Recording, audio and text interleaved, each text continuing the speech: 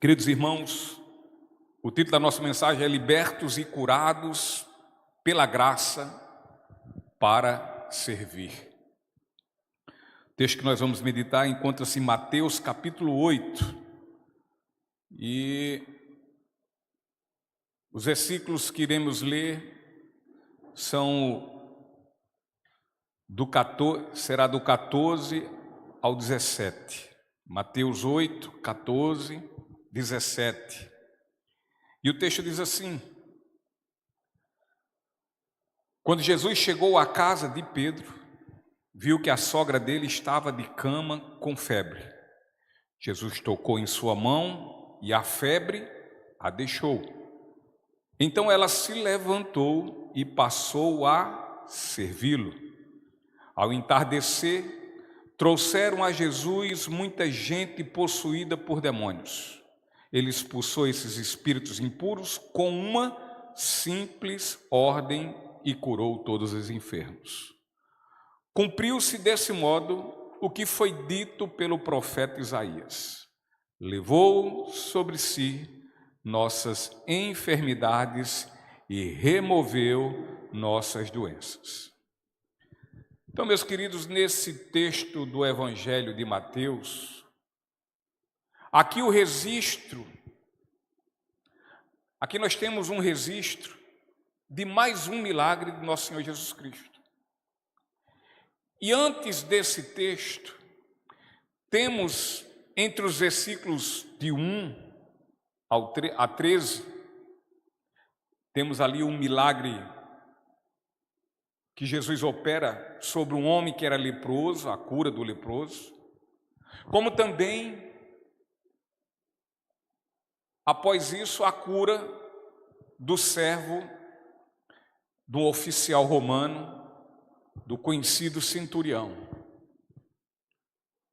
e que demonstrou, inclusive, uma fé que foi digna de elogio. E por quem? Pelo próprio Senhor Jesus Cristo, pelo Rei da Glória. E no texto que há pouco lemos, temos aqui o milagre da cura da sogra de Pedro. No entanto, meus irmãos, vivemos num mundo em que cada vez mais ele está sendo dominado pela ciência e pela tecnologia. E no qual, a cada dia que passa, vai aumentando esse enorme edifício, o edifício do saber que é construído pelo ser humano.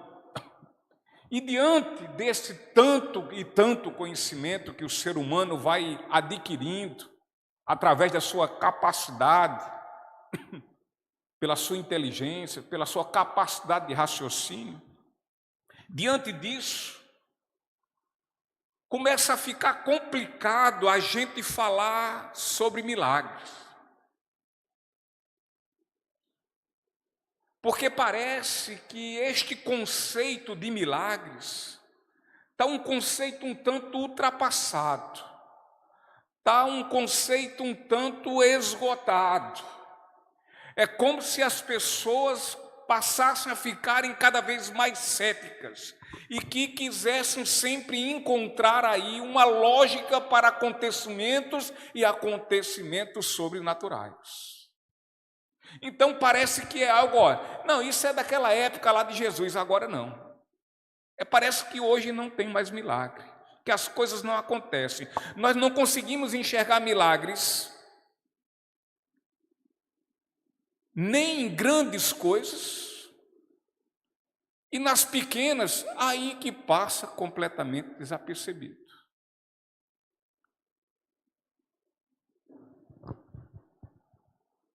Porque acontece que, em meio aos professos cristãos existentes nesse tempo, existem aqui dois grupos que têm, em relação às questões dos milagres, posições muito extremadas.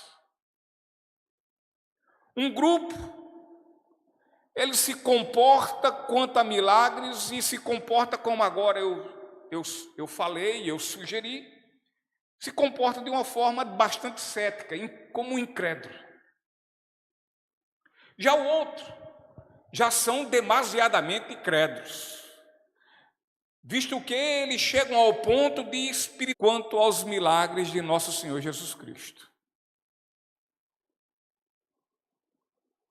Como há pouco falei, Jesus havia estado com um oficial romano, um centurião, aquele quem ele fez um grande elogio pela sua fé, porque Jesus já se dirigia à sua casa para curar o seu servo. Ele de longe falou: Jesus, não precisa vir até aqui. Eu creio, basta somente uma palavra sua e eu tenho certeza que o meu servo será curado, será salvo.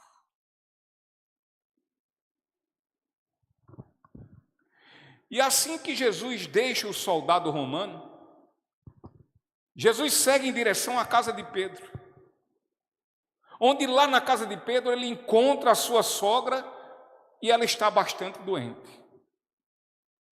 Ela estava ali com uma grande e violenta febre.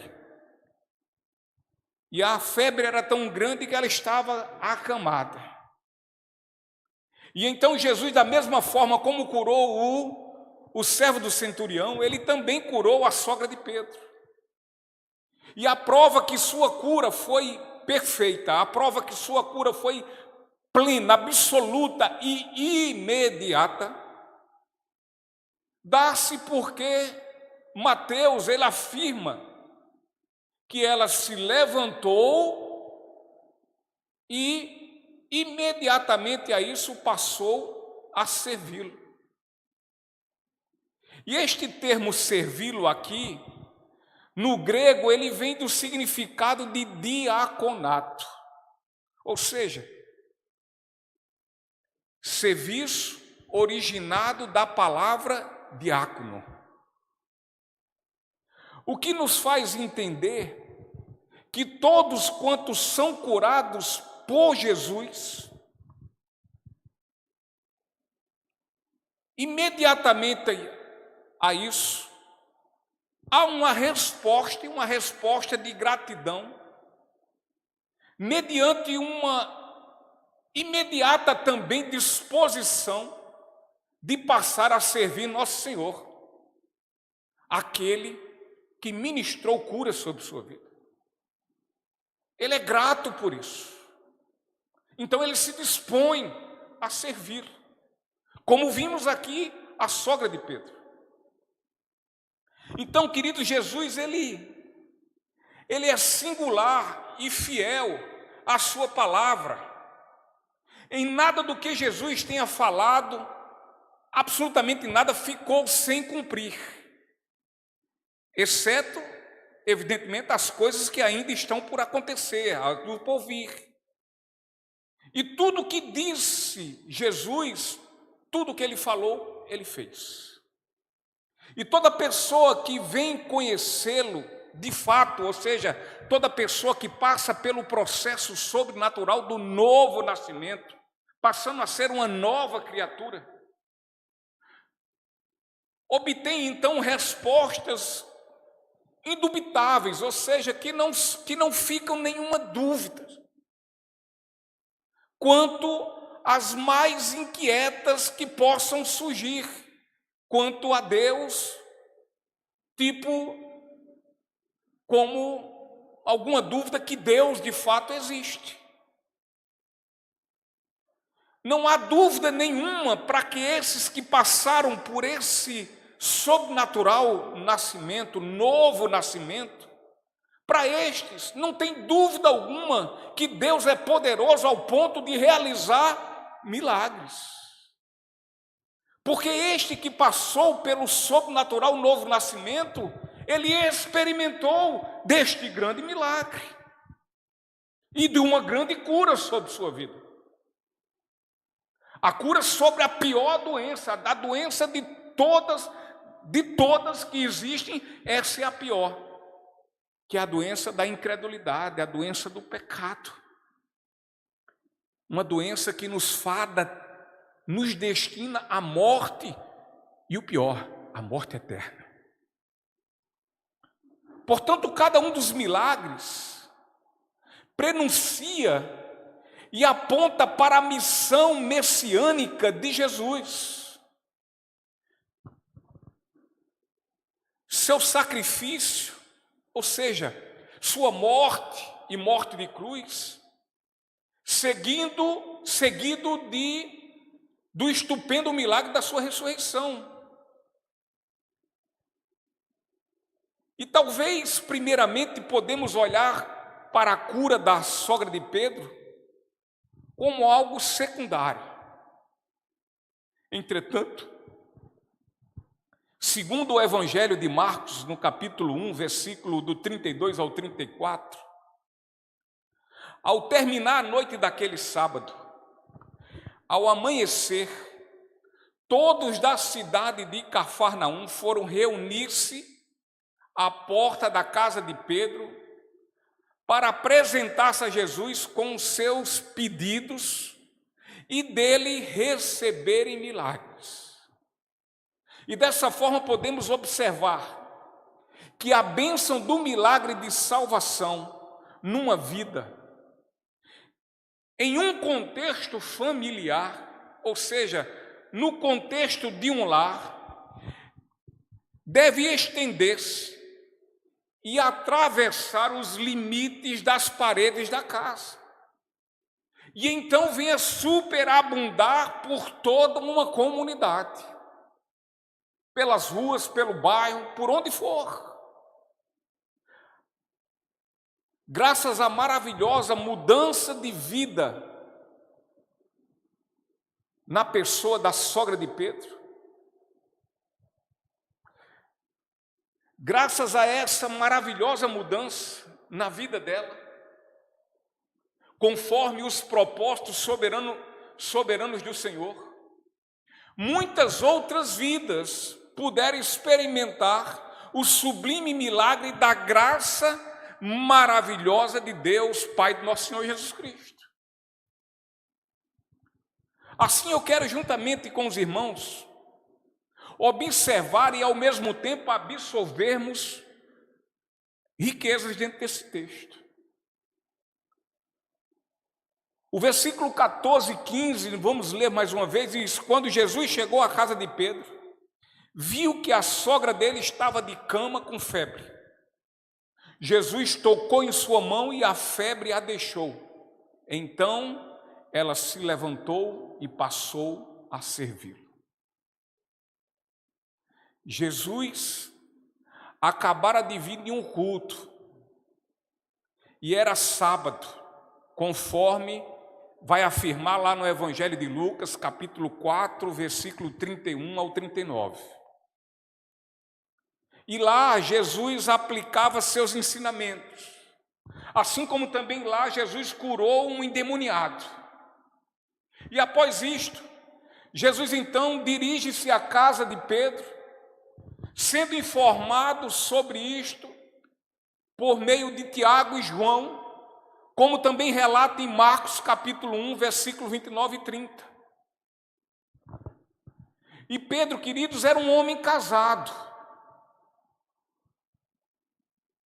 Ele era casado. Pedrão era casado. E Pedrão tinha filhos. E o apóstolo Pedro, ele viveu o seu ministério como um chefe de família. Ele morava com Pedro, além de seus filhos e esposa, ele morava também a sua sogra, que quando Jesus chegou em sua casa, a encontrou muito doente. E a sogra de Pedro estava acamada, a sogra de Pedro estava sofrendo muito, ela estava ardendo com uma alta febre. E, queridos, nada para Jesus ocorre sem propósito. Eu sempre digo que Jesus não bate prego sem estopa, Jesus não dá murro em ponta de faca. Tudo que ele vai se propor a fazer, tudo que Jesus se propõe a fazer, sempre tem um propósito. as coisas não acontecem por acaso, por coincidência, não existe isso. Portanto, podemos olhar para essa ocorrência com a sogra de Pedro como uma providência de Jesus para os seus propósitos. Para que propósito? Olha, gente, é algo bastante significativo que os apóstolos, e aqui especialmente Pedro, ao chamado de Jesus para segui-lo, eles deixaram tudo. Eles deixaram seus trabalhos, eles deixaram seus empregos.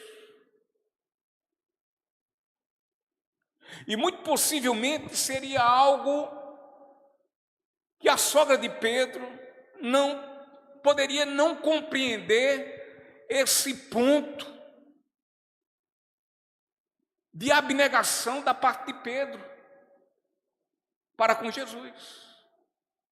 Negaram tudo a fim de seguir Jesus. Talvez ela ficasse assim: você é um louco, vai abandonar a família, abandonar a mulher, e agora a feira quem vai fazer? Ele abandonou a pescaria de peixes, ele está dizendo agora que é pescador de homens.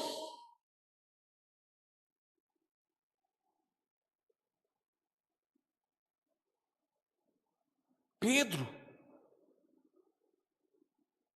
deixou tudo para servir a Deus. E sem falar nisso, talvez a sogra dele disse: olha, ele fez tudo isso para seguir a Deus e agora estou eu aqui acamada, doente, com essa febre em tempo de morrer. Então Pedro, além de deixar fazer tudo isso, o que acontece? A enfermidade adentra no seu lar. E especificamente na vida da sua sogra. E essa doença, ela foi se agravando, e junto com ela aumentava, com toda certeza, muita angústia e muita aflição. E diante de grande aflição, chega Jesus e entra com providência. Portanto, Jesus, sabendo das responsabilidades de Pedro como um chefe de família, e que na vida de todos quanto amam ao Senhor, tudo coopera para o bem e para a glorificação do nome do Senhor. E então Jesus providencia este momento. Que momento? O milagre desta cura. E dessa forma, proporciona um relacionamento dele, do Senhor, com os parentes do seu discípulo. E neste caso aqui, de forma bastante especial, com a sogra de Pedro. Com a sogra dele. Então Jesus chegou em um local onde havia enfermidade e onde havia febre. E este local era a casa da família de um seguidor seu, e portanto podemos também aqui entender que a fé em Jesus Cristo, ela não é garantia de imunidade contra qualquer doença. Não é.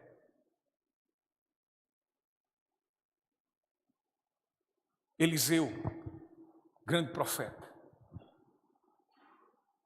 adoeceu, e por esta doença ele foi a óbito. O rei Ezequias, um dos melhores reis de Israel, também adoeceu gravemente. Paulo enfrentou enfermidades, o nosso querido apóstolo Paulo. O profeta Isaías, ao falar pelas suas chagas fomos curados, aqui o profeta não está afirmando que ficaremos completamente imunes de enfermidades físicas. Assim como Jesus viu e compadeceu-se da enfermidade da sogra de Pedro, meus irmãos, Ele também enxerga a enfermidade do pecado que adoece toda a humanidade. E dessa humanidade o Senhor se compadece.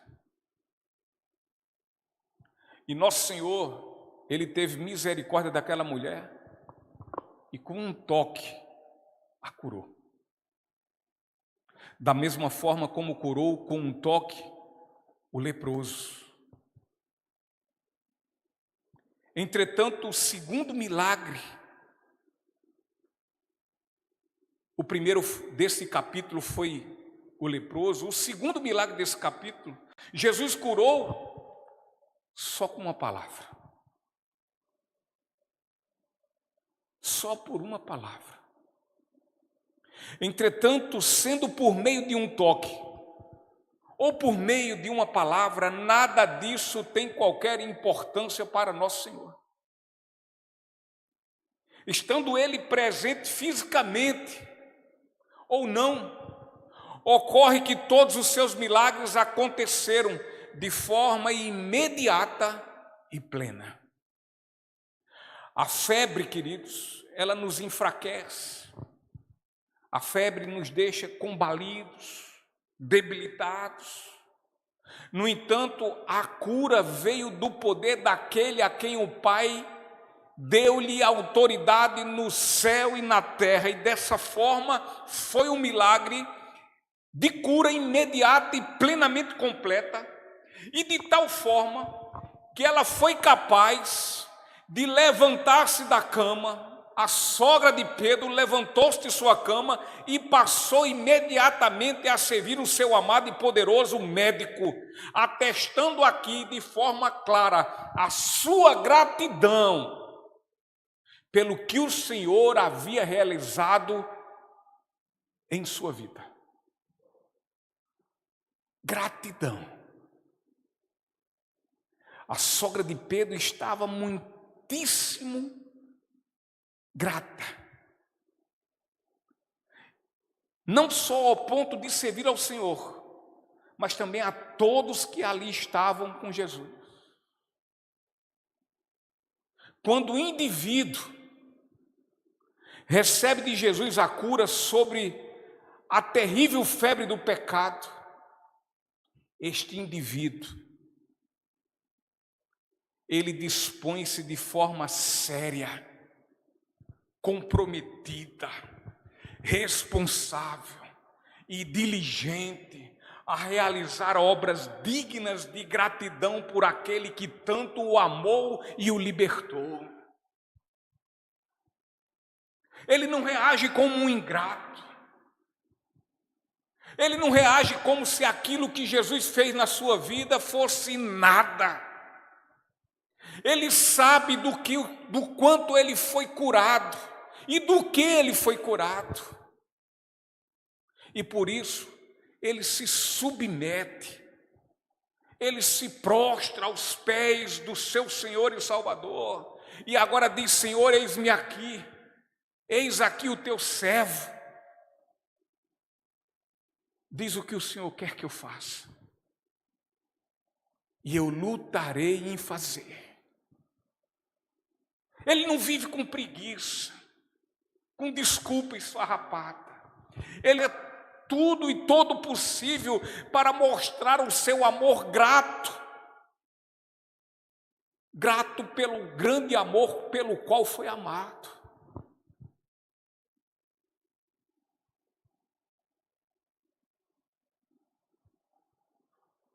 Ele quer viver dessa forma.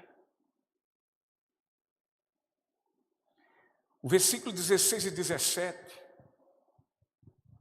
diz assim: ao entardecer trouxeram a Jesus muita gente possuída por demônios.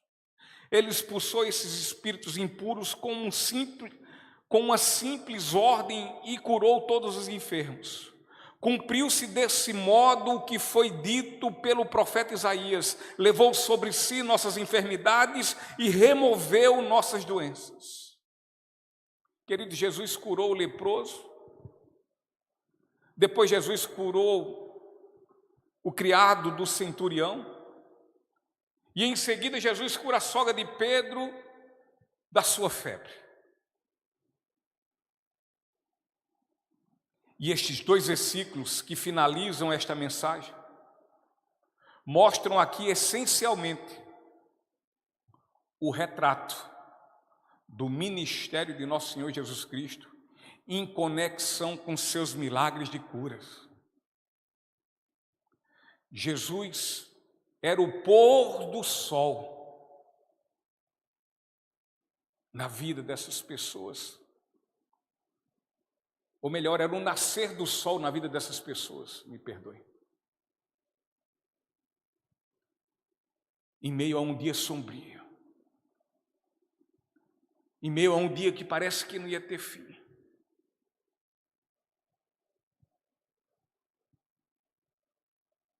As pessoas levavam a Nosso Senhor, naquele momento, um grande número de pessoas doentes,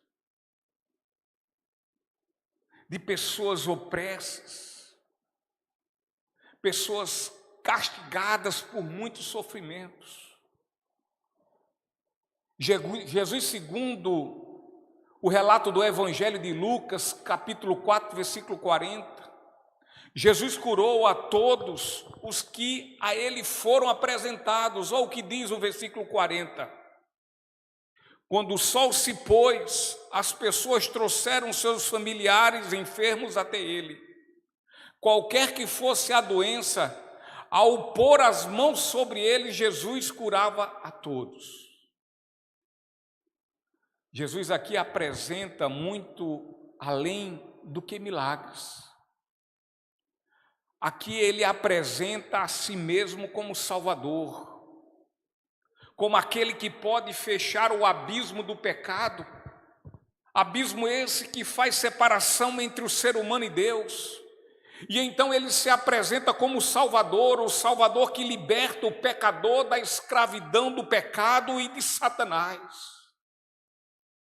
Ele mostra-se como o Salvador que alivia a sobrecarga dos oprimidos.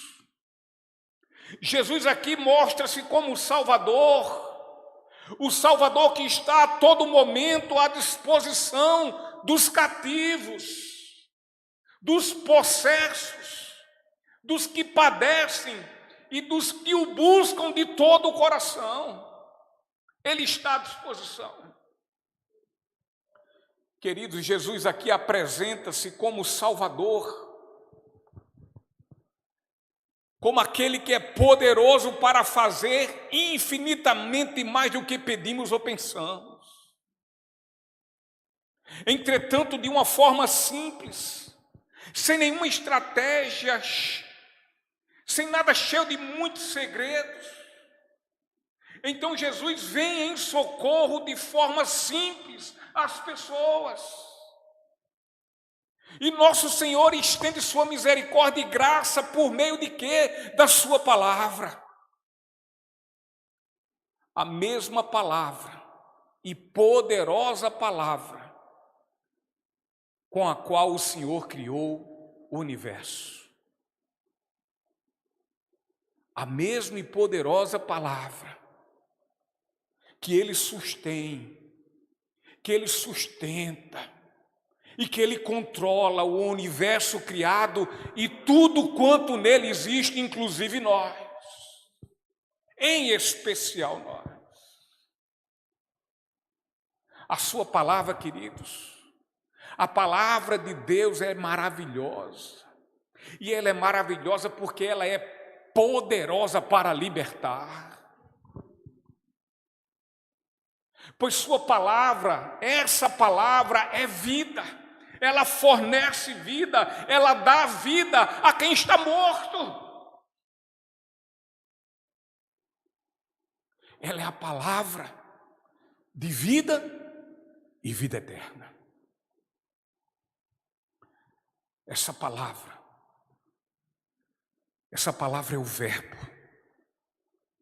é o Verbo encarnado que veio habitar em meio a nós, cheio de graça e verdade, a fim de quê?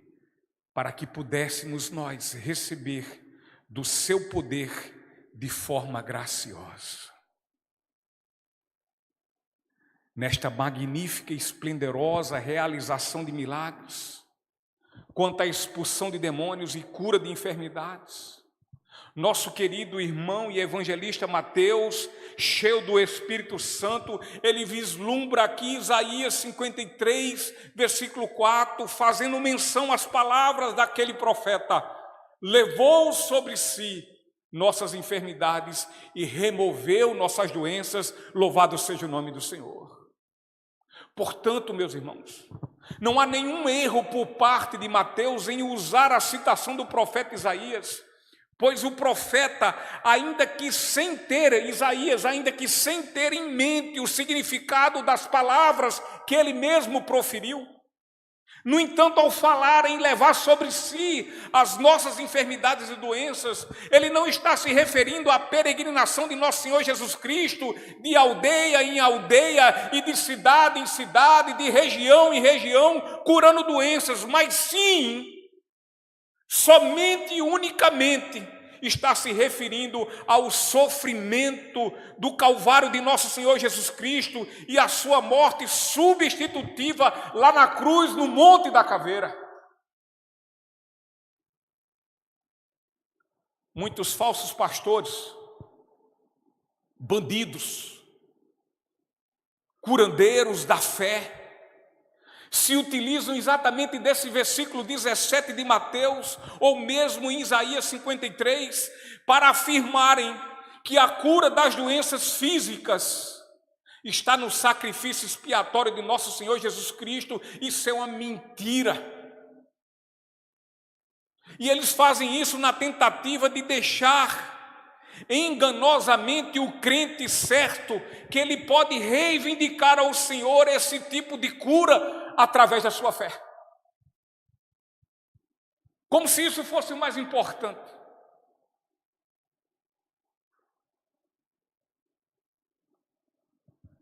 Olha o salmista o que diz no Salmo 103, versículo 3 e 4. Ele perdoa todos os meus pecados e cura todas as minhas doenças. Ele me resgata da morte e me coroa de amor e misericórdia.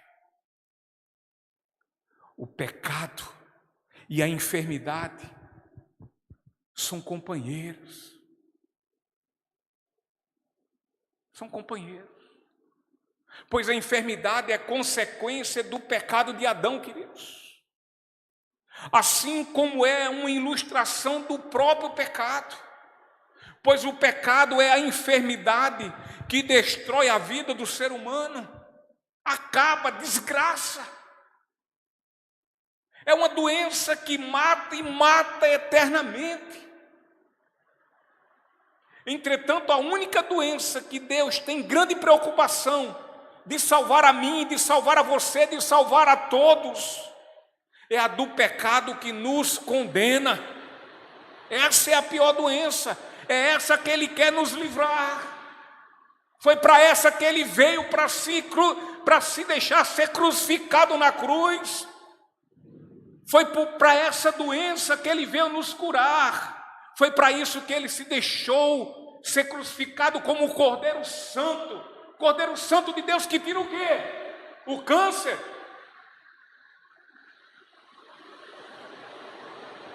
Ou qualquer outra doença. Sim, Ele é poderoso para fazer isso, mas não foi para isso. Foi para nos curar da pior doença que existe, a cura do pecado que nos fada ao inferno, que nos destina ao inferno.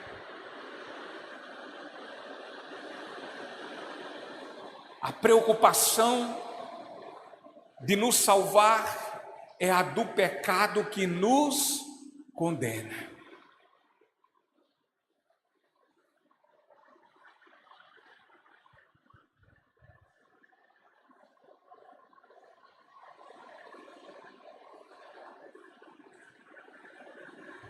Deus não tem obrigação alguma de curar todas as doenças físicas.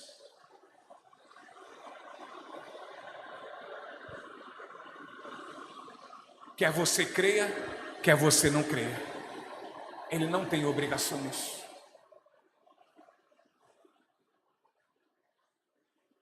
As realizações milagrosas de curas e de doenças e das opressões que Jesus operou em seu ministério terreno mostram o quão nosso Senhor tem sua compaixão à disposição de forma constante pelos seres humanos. Afinal, nosso Senhor, sendo Deus, ele se fez homem, pois considerou as enfermidades dos homens como sendo suas enfermidades. As dores e sofrimentos dos seres humanos, Jesus os tomou para si como seus fossem.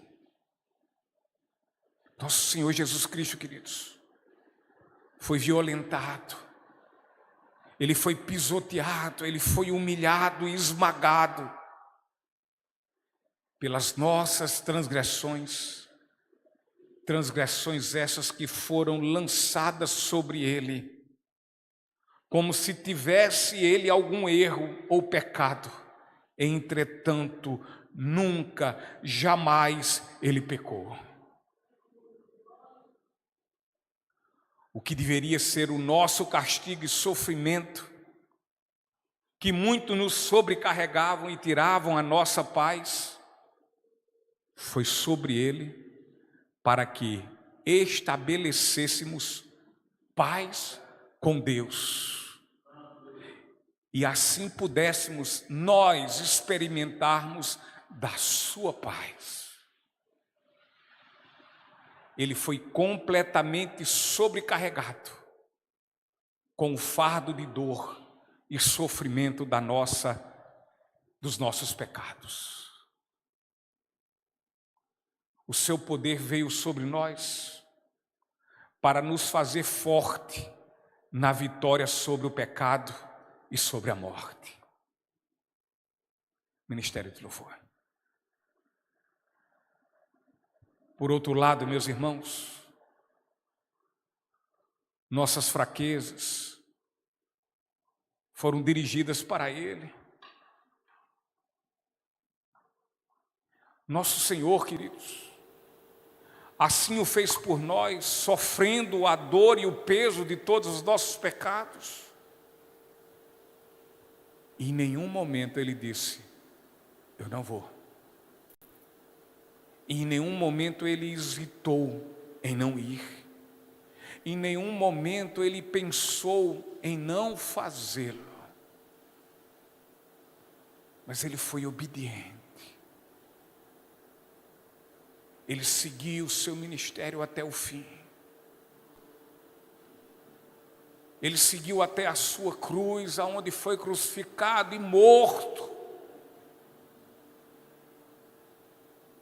Ele foi oprimido. Ele foi afligido.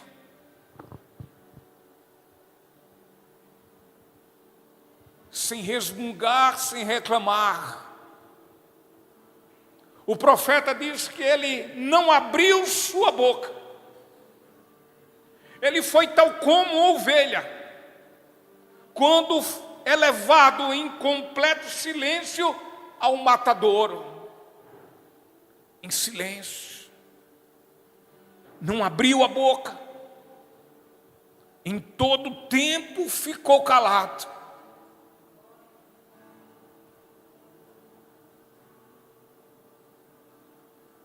Ao abrir a boca, ele disse uma coisa: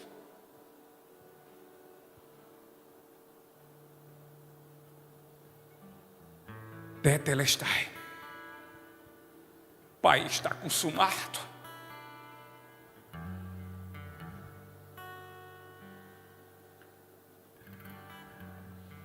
O pecado sobre a vida daqueles, eu acabei de consumá-los na cruz, na minha cruz, por amor ao teu nome. Está consumado.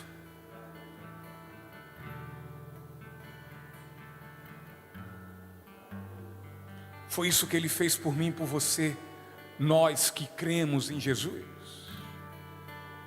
nós que recebemos o seu perdão, nós que recebemos por meio dele a justificação dos nossos pecados e portanto fomos absolvidos do julgamento justo de Deus.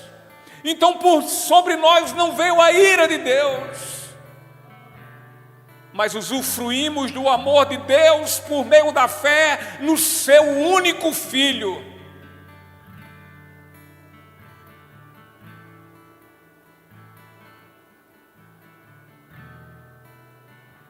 Mas agora Ele diz a nós, após Ele consumar o seu ato de amor, de dar-se por nós, após Ele consumar esse ato, Ele olha para todos nós, os beneficiados, os privilegiados, pela salvação que nós nunca merecíamos, nós nunca merecemos e nunca iremos merecer. Então Ele olha para nós após dizer: está consumado.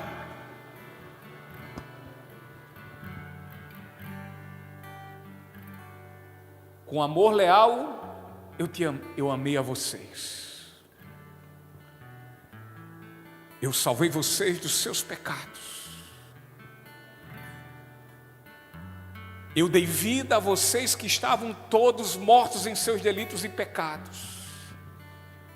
Eu fui a ponte da amizade entre vocês e o meu Pai, de quem vocês eram inimigos. Eu os amei. Vocês creram no meu amor, e por meio do meu amor vocês foram transformados.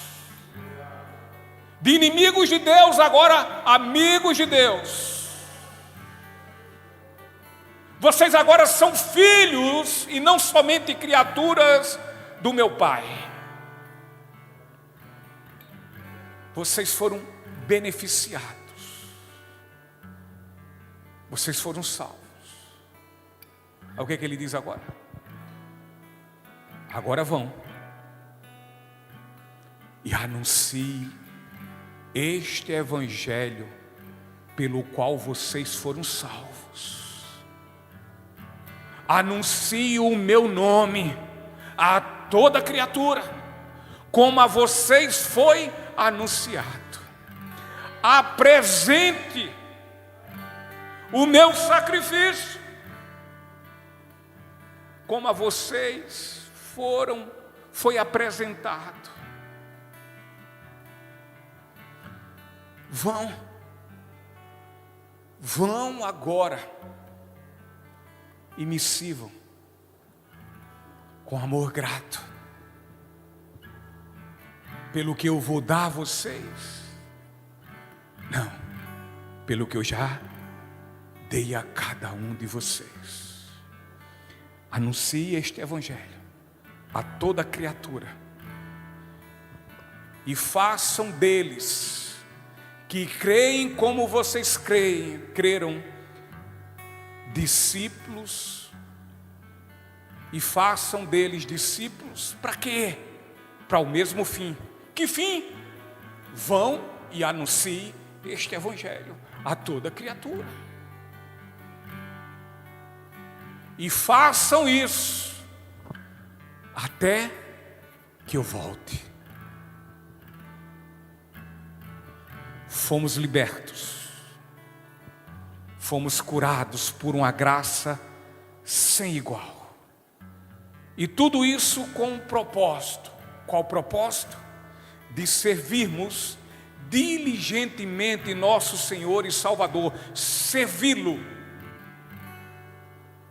Servir nosso Rei, o Rei da glória, o Rei que nos abraça com seu amor. O Rei que com seu falar surpreendeu o nosso viver. O Rei da glória que nos perdoou. Ele é, e somente Ele é, o Rei da glória. Ele é tudo para nós, amém? Vamos ficar em pé e vamos